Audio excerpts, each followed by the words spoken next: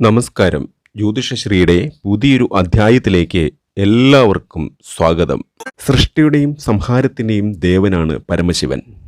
ഹൈന്ദവ വിശ്വാസമനുസരിച്ച് പിതൃദൈവമാണ് ശിവൻ, അച്ഛനാണ് പരമശിവൻ, ശ്രീ പരമേശ്വരൻ അഥവാ മഹാദേവൻ. ശൈവ പുരാണങ്ങൾ പ്രകാരം ഭഗവാൻ പരമശിവൻ നമ്മുടെ ശരീരത്തിലെ ജീവനും സാക്ഷാൽ ശ്രീ പാർവതി ശരീരത്തിൻ്റെ ബലവുമാണ്. ശിവസാന്നിധ്യമില്ലാത്ത ശരീരം ശവസമാനമായിട്ടാണ് നമ്മുടെ ഹൈന്ദവ വിശ്വാസത്തിൽ കണക്കാക്കുന്നത്. ആപത്തുകളും അകാല മരണവും ഒഴിവാക്കുവാൻ നിത്യവും മൃത്യുഞ്ജയനായ ശ്രീ പരമേശ്വരനെ നമ്മൾ ഭജിക്കണം. ദേവന്മാരുടെ ദേവനായി, മഹാദേവനായി, ഈശ്വരനായി, ദക്ഷിണാമൂർത്തിയായി, പരമാത്മാവായി നാം ഭഗവാനെ ആരാധിക്കുന്നു. ശിവം എന്നാൽ മംഗളകരം എന്നാണ് അർത്ഥം. നിത്യവും ശിവാരാധന ചെയ്യുന്ന ഭക്തർ മരണാനന്തരം ശിവനായി തീരുന്നുവെന്നും കൈലാസത്തിൽ ശിവനിൽ ലയിച്ചു മോക്ഷം പ്രാപിക്കുന്നുവെന്നാണ് ഹൈന്ദവ വിശ്വാസം. മഹാദേവൻ സാക്ഷാൽ ശ്രീ പരമേശ്വരൻ നമ്മളിൽ പ്രസന്നനാകുമ്പോൾ ചില ലക്ഷണങ്ങൾ കാണിക്കുന്നു. ആ ലക്ഷണങ്ങളെക്കുറിച്ചാണ് ഇന്നത്തെ അധ്യായത്തിൽ ഉൾപ്പെടുത്തിയിരിക്കുന്നത്. ലക്ഷണങ്ങൾ കണ്ടാൽ ഭഗവാനെ കൂടുതലായി പ്രാർത്ഥിക്കുകയും ശിവാരാധന നടത്തുകയും ചെയ്യണം. ഒന്നാമത്തെ ലക്ഷണം എന്ന് പറയുന്നത് മുൻകൂട്ടി കാണുക എന്നതാണ്. നമ്മളിൽ ചിലരെങ്കിലും ഇനി സംഭവിക്കാൻ പോകുന്ന കാര്യങ്ങൾ മുൻകൂട്ടി കാണും. ചിലപ്പോൾ അവ സംഭവിച്ചു എന്ന് പോലും വിചാരിച്ചതിന് ശേഷം നാം കണ്ട കാഴ്ചകൾ വീണ്ടും നമ്മുടെ കൺമുമ്പിൽ അരങ്ങേറുന്നു. ഇത് ഭഗവാന്റെ കൃപ നമ്മളിൽ ഉണ്ട് എന്നുള്ളതിൻ്റെ ഏറ്റവും വലിയ ലക്ഷണമാണ്. ഈ കാര്യങ്ങൾ ചിലപ്പോൾ മുൻകൂട്ടി സ്വപ്നത്തിലോ അല്ലെങ്കിൽ പകൽ സമയത്തായാലും നമ്മൾക്ക് അനുഭവവേദ്യമാകും. ഇത് നമ്മളിലെ ഊർജം ദൈവിക ഊർജവുമായി നേർരേഖയിൽ വരുന്നതുകൊണ്ട് സംഭവിക്കുന്ന ഒന്നാണ്. കൂടുതലായി നിത്യേന ധ്യാനം ചെയ്യുന്നവർക്കാണ് ഇത്തരത്തിലുള്ള സിദ്ധി കൈവരാറുള്ളത്. എന്നിരുന്നാലും സാധാരണ വ്യക്തികൾക്കും ഈ കഴിവ്, ഈ ഒരു സിദ്ധി പ്രകടമാകാറുണ്ട്. 2. പറയുന്നത് സത്യമാവുക. നമ്മുടെ നാട്ടിൽ കരിനാക്ക് എന്നൊക്കെ പറയുന്ന കുറച്ച് ആളുകളുണ്ട്. എന്തു പറഞ്ഞാലും അത് സത്യമാകും. അതാണ് കരിനാക്കുള്ളവരുടെ ലക്ഷണം. അതിനാൽ പലരും അവരെ വിമർശിക്കാറുണ്ട്. എന്നാൽ ചിലർക്ക് കരിനാക്ക് ഇല്ല എങ്കിലും അറിയാതെ ചിലർ മനസ്സിൽ വിചാരിക്കുന്ന കാര്യങ്ങൾ അവർ പറയും. അത് സത്യമാവുകയും അവർ തന്നെ ചിലപ്പോൾ ഇത് കണ്ട് അത്ഭുതപ്പെടുകയും ചെയ്യും. ഇങ്ങനെ അനുഭവം ഉണ്ടാകുന്നത് പരമശിവന്റെ അനുഗ്രഹം ആ വ്യക്തിയിൽ ഉള്ളതുകൊണ്ടാണ്. ചിലപ്പോൾ ചില ധ്യാനത്തിന് ശേഷം അല്ലെങ്കിൽ ഭഗവാനെ പ്രാർത്ഥിച്ചതിന് ശേഷം ഇങ്ങനെ സംഭവിക്കാറുണ്ട്. അല്ലാതെയും ചിലർ ചില കാര്യങ്ങൾ പറയാറുണ്ട്. അത് സത്യമായി വന്ന് ഭവിക്കാറുമുണ്ട്. ഇത് ഭഗവാന്റെ കൃപ അവരിൽ ഉള്ളതുകൊണ്ടാണ്. 3. ബ്രഹ്മമുഹൂർത്തത്തിൽ ഉണരുക. ബ്രഹ്മമുഹൂർത്തം ദൈവിക സമയമാണെന്ന് നമുക്കറിയാം.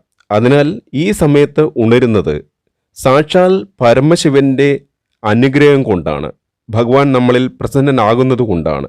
ഇങ്ങനെ ബ്രഹ്മമുഹൂർത്തത്തിൽ ഉണരുകയാണെങ്കിൽ തീർച്ചയായും ശിവക്ഷേത്ര ദർശനം നടത്തുകയും ഭഗവാന് ഏതെങ്കിലും രീതിയിലുള്ള ഒരു വഴിപാട് നടത്തുകയും ചെയ്യുന്നത് വളരെ വളരെ ശ്രേഷ്ഠമായ കാര്യമായിരിക്കും. കൂടാതെ നമശിവായി ജപിച്ച് കുറേ സമയം ധ്യാനത്തിലിരിക്കുന്നതും വളരെ ഉത്തമമായിരിക്കും.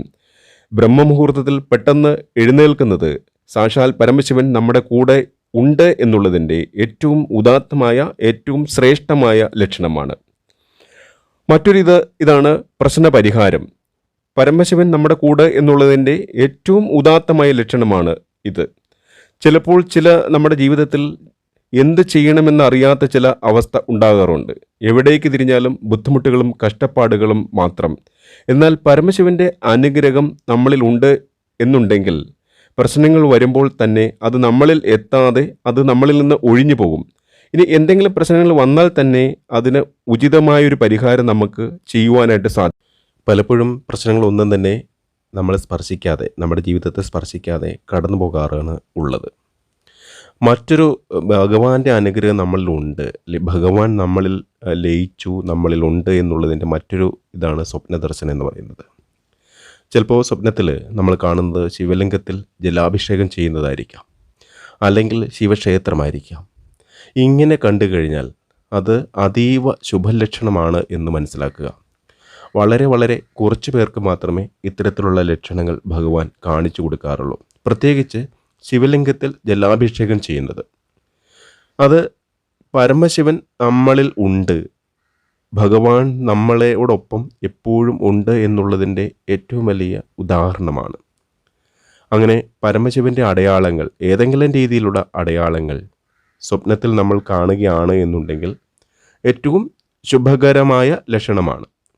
അങ്ങനെ കണ്ടു കഴിഞ്ഞാൽ നമ്മൾ ചെയ്യേണ്ടത് ശിവാരാധന ചെയ്യുക, ശിവക്ഷേത്രങ്ങളിൽ പോയി ഉചിതമായ വഴിപാടുകൾ നടത്തുക, ധാര നടത്തുക, അതുപോലെ പിൻവിളക്ക് കഴിക്കുക തുടങ്ങിയ കാര്യങ്ങൾ നമ്മൾ ചെയ്യുക എന്നുള്ളതാണ് നമ്മുടെ ഭാഗത്ത് നിന്ന് വേണ്ടത്. അപ്പോൾ ഇങ്ങനെ ലക്ഷണങ്ങൾ കാണുക ശിവഭഗവാന്റെ അനുഗ്രഹങ്ങൾ ഉള്ള ആളുകളിലേക്കാണ്. ചിലപ്പോൾ ഇത്തരം ലക്ഷണങ്ങൾ ശിവ ആരാധന നടത്തുന്നവരില്ല, അല്ലെങ്കിൽ ശിവൻ്റെ ക്ഷേത്രങ്ങളിൽ സ്ഥിരമായി പോകുന്നവർക്ക് ചിലപ്പോൾ ഉണ്ടായില്ല എന്ന് വരാം. പക്ഷെ അവർ വിഷമിക്കേണ്ട. ഏതെങ്കിലും ഒരു സന്ദർഭത്തിൽ ഭഗവാൻ ഇത്തരത്തിലുള്ള ലക്ഷണങ്ങൾ, ഇത്തരത്തിലുള്ള അടയാളങ്ങൾ നിങ്ങളെയും കാണിച്ചു തരും. അപ്പോൾ ഇത്തരം കാര്യങ്ങൾ, ഞാനീ പറഞ്ഞ കാര്യങ്ങൾ ശിവഭഗവാന്റെ അനുഗ്രഹങ്ങൾ നമ്മളിൽ ഉണ്ട് എന്നുള്ളതിൻ്റെ ഏറ്റവും വലിയ ഉദാഹരണങ്ങളാണ്. ഇത്തരം ലക്ഷണങ്ങൾ കണ്ടു കഴിഞ്ഞാൽ, ഈ പറഞ്ഞ ഓരോ ലക്ഷണവും കണ്ടു കഴിഞ്ഞാൽ കൂടുതലായി നമ്മൾ ഭഗവാനിലേക്ക് ഇഴുകിച്ചേരുക എന്നുള്ളതാണ് നമ്മൾ ചെയ്യേണ്ടത്. ശിവക്ഷേത്ര ദർശനം നടത്തുക, അതുപോലെ ഓം നമഃശിവായ മന്ത്രം, പഞ്ചാക്ഷരി മന്ത്രം 108 തവണ സ്ഥിരമായിട്ട് രാവിലെയും വൈകിട്ടും ജപിക്കുക തുടങ്ങിയ കാര്യങ്ങൾ ചെയ്യണം. മറ്റൊരു അധ്യായത്തിൽ കാണുന്നതുവരെ എല്ലാവർക്കും നന്ദി, നമസ്കാരം.